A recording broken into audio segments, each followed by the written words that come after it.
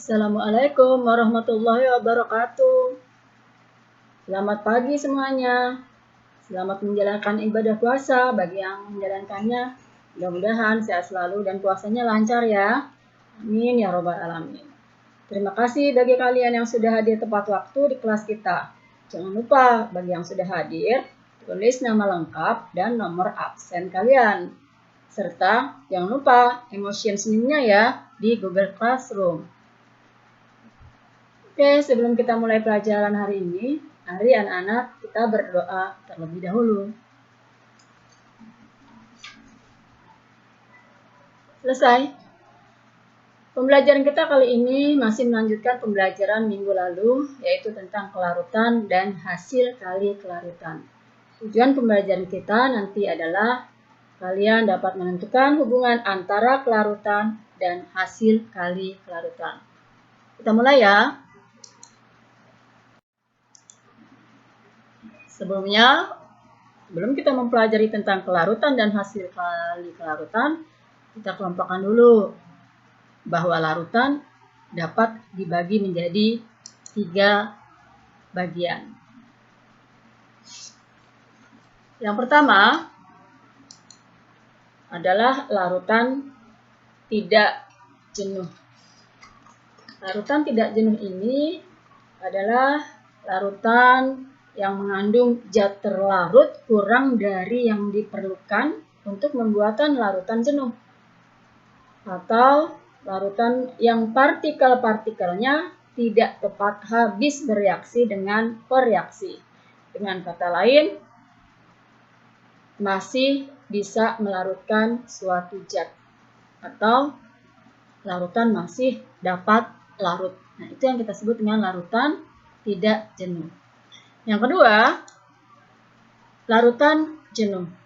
Larutan jenuh ini adalah larutan yang mengandung zat terlarut yang larut dan mengadakan kesetimbangan dengan zat padatnya, atau larutan yang partikel-partikelnya cepat habis bereaksi dengan pereaksi, atau disebut juga zat dengan konsentrasi maksimal.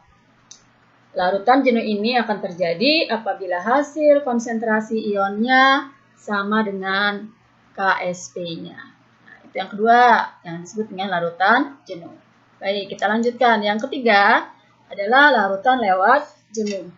Larutan lewat jenuh ini adalah suatu larutan yang mengandung lebih banyak zat terlarut daripada yang diperlukan untuk suatu larutan jenuh. Atau dengan kata lain, larutan yang tidak dapat lagi melarutkan zat terlarut sehingga terjadi pengendapan. Itulah 3 pembagian tentang larutan. Jelas ya anak-anak ya? Oke, kita lanjutkan.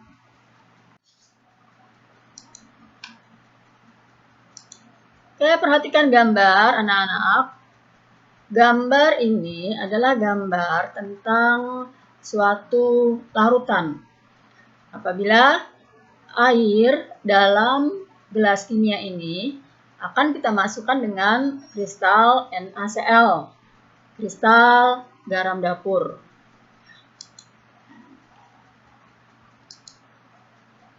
Jika sejumlah garam dapur dilarutkan ke dalam air, jadi garam dapur ini kita masukkan dalam air, maka ada sebagian garam yang tidak dapat larut lagi. Oleh karena itu, larutan yang seperti ini disebut larutan jenuh. Dalam materi ini nanti akan kita bahas tentang 3 hal. Yang pertama, kelarutan. Yang kedua, tetapan hasil kali kelarutan. Yang ketiga, hubungan tetapan hasil kali kelarutan.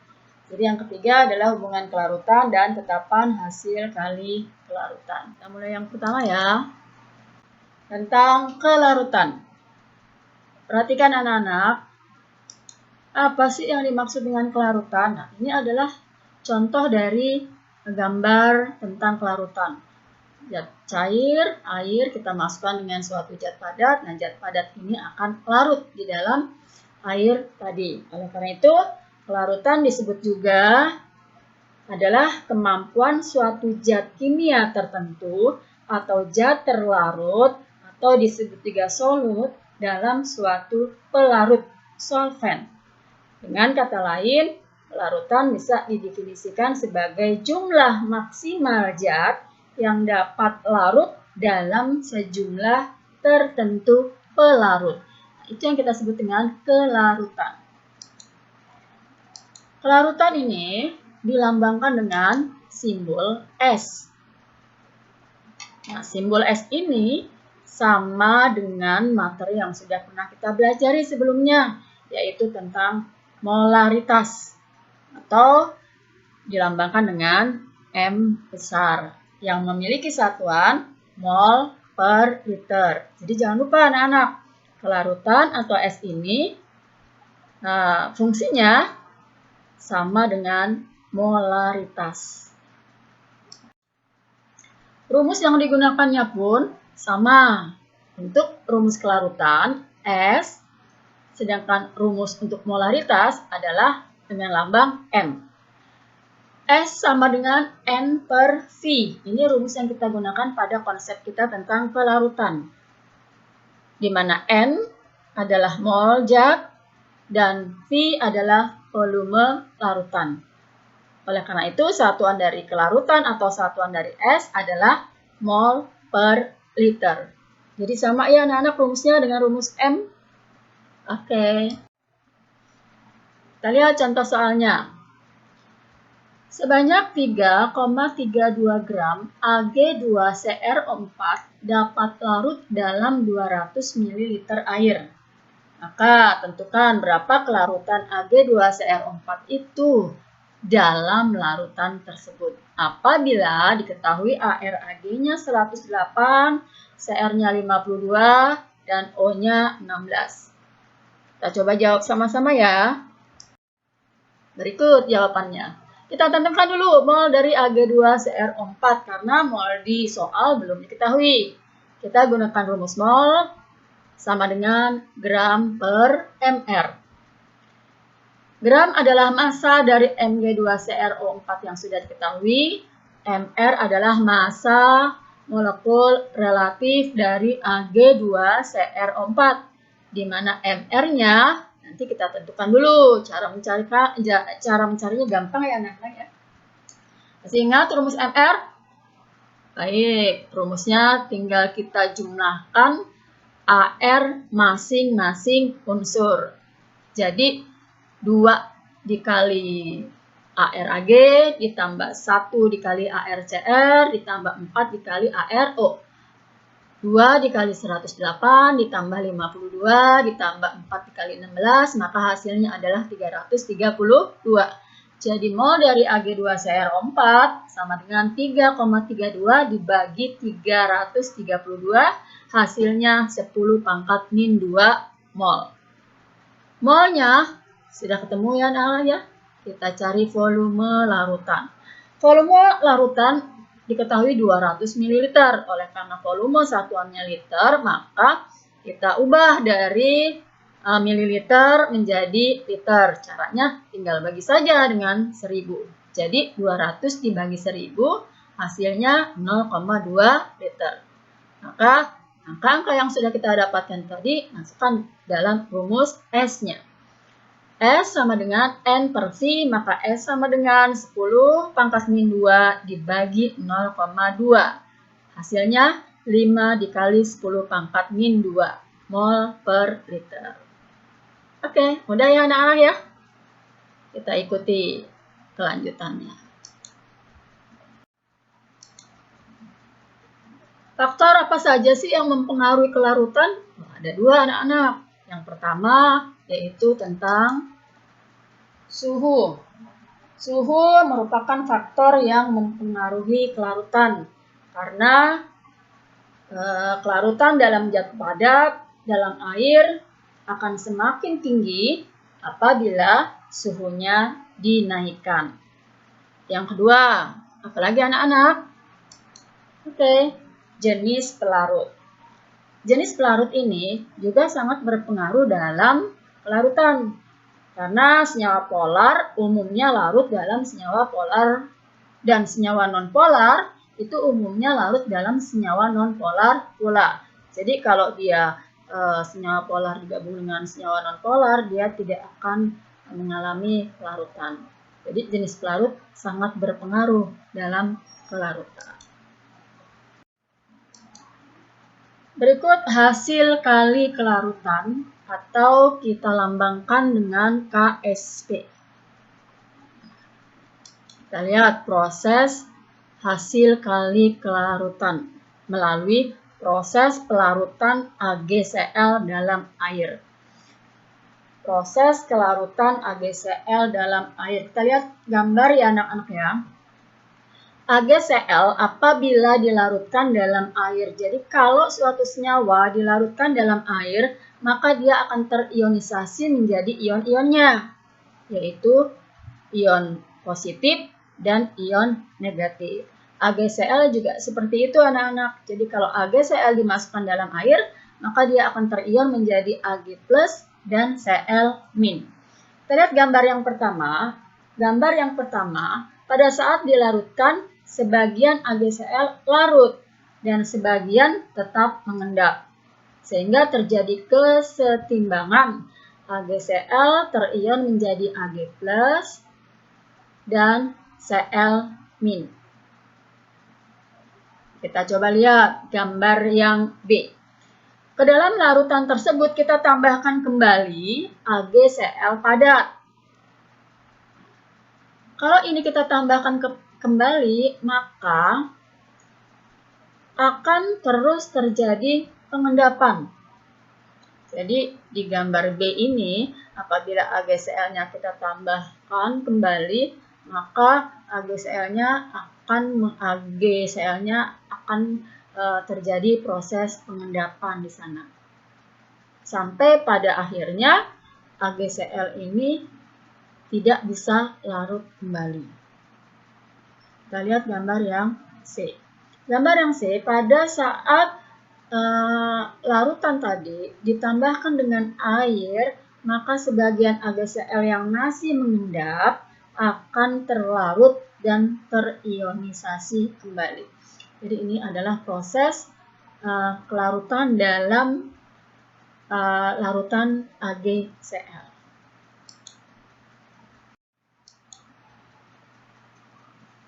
Tetapan hasil kali kelarutan. Untuk menyatakan jumlah ion yang berada dalam kesetimbangan pada zat yang sukar larut dalam larutan tepat jenuh, digunakan istilah hasil kali kelarutan. Ditulis dengan notasi KSP. Jadi lambang dari tetapan hasil kali kelarutan adalah KSP. Ini berasal dari kata konstanta solubility product. Dalam suatu larutan AgCl, apabila diionisasikan, maka akan menghasilkan ion Ag+ dan ion Cl-.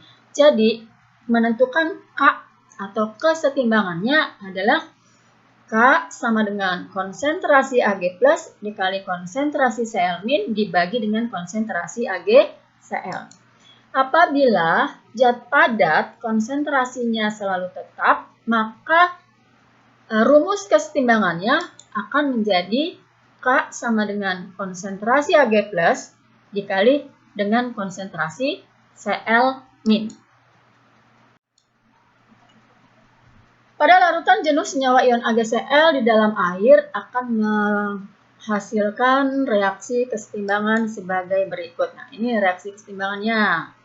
AgCl terionisasi menjadi Ag+ dan Cl-. Di mana nilai hasil kali kelarutannya dapat dinyatakan sebagai KSP AgCl sama dengan konsentrasi Ag+ dikali konsentrasi Cl-. Nilai tetapan hasil kali kelarutan suatu zat selalu tetap pada suhu tetap. Yang ketiga, kita lihat apa sih hubungan kelarutan dengan hasil kali kelarutan. Untuk reaksi keseimbangan yang sudah kita pelajari, AgCl menjadi atau terion menjadi Ag+ dan Cl- apabila kelarutan AgCl-nya S mol per liter, maka kelarutan Ag+-nya juga S mol per liter.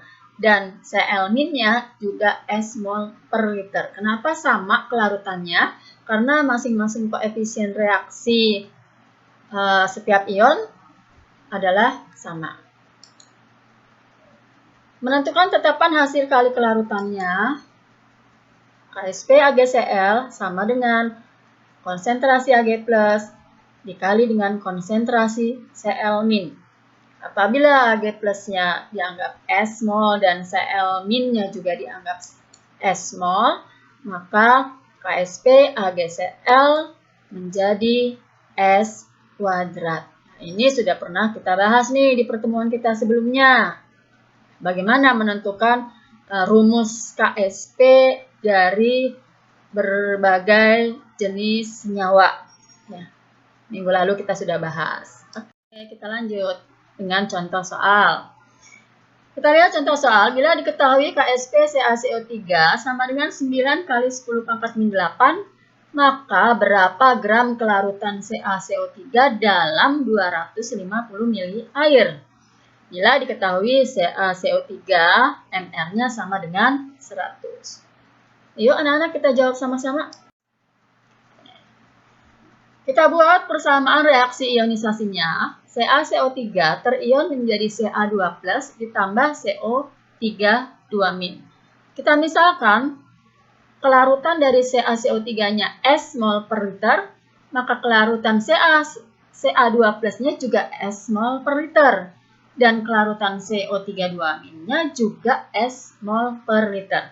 Maka kita masukkan rumus KSP-nya. KSP CaCO3 sama dengan S kuadrat. Kita masukkan harga KSP-nya 9 kali 10 pangkat min 8 sama dengan S kuadrat. Maka S sama dengan akar dari 9 dikali 10 pangkat min 8. Maka hasil dari kelarutan atau S adalah 3 kali 10 pangkat min 4 mol per liter. Itu baru kita cari harga kelarutannya. Padahal yang ditanyakan adalah berapa massa CaCO3 dalam 250 ml larutan tersebut. Karena yang sudah kita cari adalah kelarutan, maka kelarutan ini bisa kita identikan, bisa kita gunakan rumus yang sama dengan S, yaitu rumus molaritas M. Maka rumus molaritas yang kita gunakan adalah S sama dengan gram per mr dikali 1000 per V. Masukkan harga S yang sudah kita cari tadi. 3 kali 10 pangkat min 4 sama dengan massa dibagi dengan mr-nya. CaCO3 100 dikali 1000 dibagi volume larutannya 250. Hasilnya adalah 3 kali 10 pangkat min 4 dikali 100 per 4, maka hasil akhirnya adalah 7,5 dikali 10 pangkat min 3 gram. Jadi massa CaCO3 dalam 250 ml larutan adalah 7,5 dikali 10 pangkat min 3 gram. Mudah ya anak-anak ya? Oke. Baik, kesimpulan dari kegiatan kita kali ini adalah bahwa semakin besar nilai KSP suatu zat, maka semakin besar pula kelarutan zat tersebut dalam air. Dan semakin kecil nilai KSP suatu zat, maka semakin kecil pula kelarutan zat tersebut di dalam air. Nilai KSP ini digunakan untuk memperkirakan terjadi atau tidaknya endapan dari suatu zat. Oke anak-anak, itu pembelajaran kita kali ini. Mudah ya? Semoga kalian bisa menyimak pelajaran kita kali ini. Nah, untuk tugas yang harus kalian buat, jangan lupa tugas yang sudah Ibu berikan dikerjakan ya. Kemudian, apabila ada yang kurang jelas, tanyakan. Oke? Baik, anak-anak. Itulah pembelajaran kita kali ini. Jangan lupa tetap stay at home di rumah. Kerjakan tugas yang diberikan pada kalian. Tetap semangat, tetap ceria. Sampai bertemu di pembelajaran selanjutnya. Assalamualaikum warahmatullahi wabarakatuh.